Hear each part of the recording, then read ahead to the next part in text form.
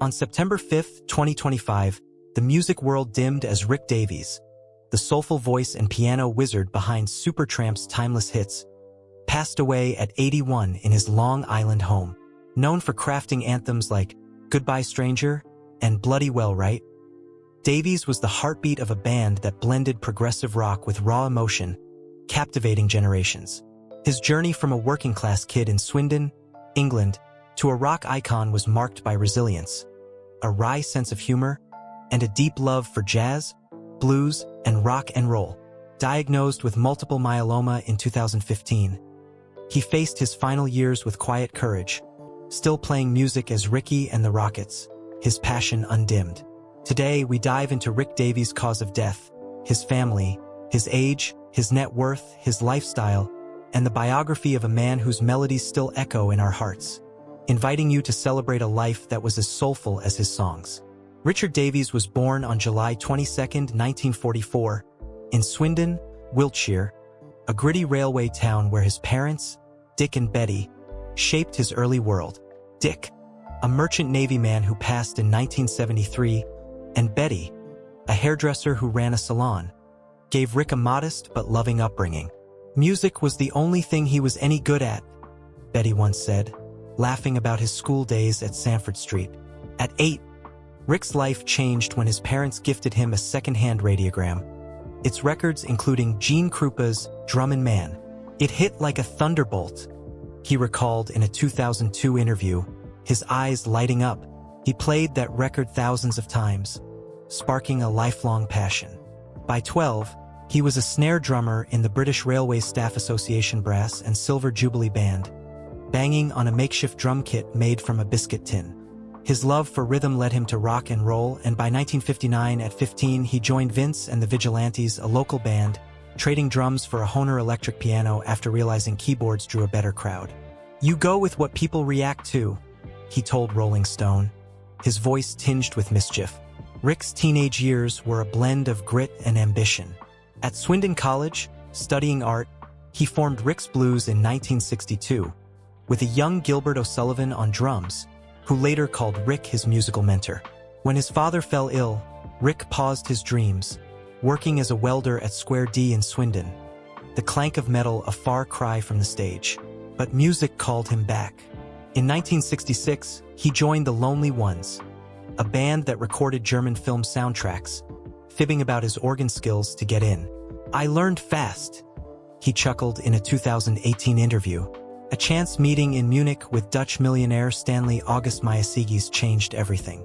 Stanley's funding led to a 1969 ad in Melody Maker, answered by Roger Hodgson, a guitarist and songwriter whose airy tenor would complement Rick's gritty baritone. They formed Daddy, soon renamed Supertramp, and by 1970, with Dougie Thompson, Bob Siebenberg, and John Helliwell, they were ready to conquer the world. Supertramp's rise was meteoric. Their 1974 album Crime of the Century hit number 4 in the UK. Its title track and Bloody Well Right, showcasing Rick's bluesy piano and cynical lyrics. Breakfast in America in 1979 was their pinnacle, topping the US Billboard chart and selling over 20 million copies, earning 2 Grammy nominations. Rick's songs like Goodbye Stranger and From Now On carried his signature baritone and Wurlitzer piano, a sound he called the heartbeat of Supertramp in a 2018 Variety interview. When Hodgson left in 1983 after a philosophical split, Hodgson chasing spiritual serenity in California, Rick rooted in urban grit, Rick kept the band alive, releasing Brother Where You Bound in 1985 and Free as a Bird in 1987. A 1988 hiatus followed, but Rick revived Supertramp in 1997 with Some Things Never Change and Slow Motion in 2002. Their 2010 70-10 tour was a nostalgic triumph, though a 2015 tour was canceled due to his health. "I'll play until I can't," he told fans, his determination unshaken. Rick's personal life was anchored by his 1977 marriage to Sue, who became Supertramp's manager in 1984, steering the band through turbulent times. "She's my anchor," he said in a 2002 classic rock interview, his voice soft. The couple kept their life private, with no children, choosing a quiet existence away from the spotlight. Rick's mother, Betty, died in 2008 at a Stratton St. Margaret nursing home, and he traveled from Long Island each Christmas to visit her. His last trip in 2009 to plan her memorial. He had no siblings mentioned in records, making Sue and his bandmates his second family, as he called them, his closest bonds. After his 2015 diagnosis with multiple myeloma, a blood cancer affecting bone marrow, Sue was by his side, managing his care and cheering his impromptu gigs with Ricky and the Rockets, a side project that played bars like the Stephen Talk House in Amagansett, New York, as late as June 2022. He'd grin through the pain, Sue told People after his death, her voice breaking. Rick's net worth, estimated at $10 million to $13 million in 2025, came from Supertramp's album sales, royalties, and tours, plus Rick Davies Productions, which held the band's copyrights. He owned a Long Island home, a practical base with a music room stuffed with pianos and guitars, and a modest apartment for London visits. Unlike rock stars with flashy estates, Rick lived simply, his wealth tied to his art, not extravagance. "I don't need a mansion to write a song," he told Business Upturn. His lifestyle reflected this, driving a reliable Volvo, collecting vintage vinyl, and enjoying quiet evenings with Sue, often cooking Italian dishes inspired by their travels. He loved jazz clubs, catching acts like Pat Metheny, and was a closet sci-fi buff, devouring Philip K. Dick novels. Health challenges defined his later years.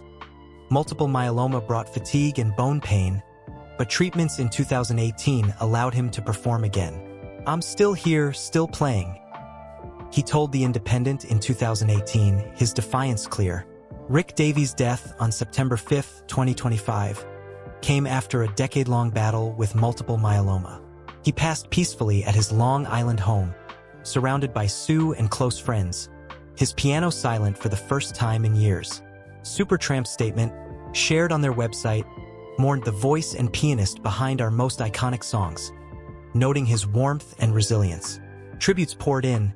Composer Bear McCreary called Bloody Well Right a generational anthem, while fans on Reddit shared stories of concerts where Rick's piano solos brought them to tears.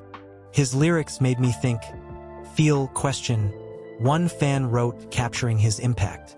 His funeral, held at a small Long Island church, was private, with John Helliwell playing a saxophone rendition of From Now On as Sue wept.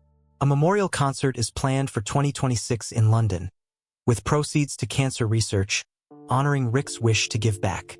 His passing, reported by India TV and Fox News, marked the end of a musical era, but his songs live on. Rick Davies' legacy is a symphony of soul and grit. As Supertramp's only constant member, he shaped a sound that blended prog rock complexity with raw emotion, inspiring artists from indie bands to film composers.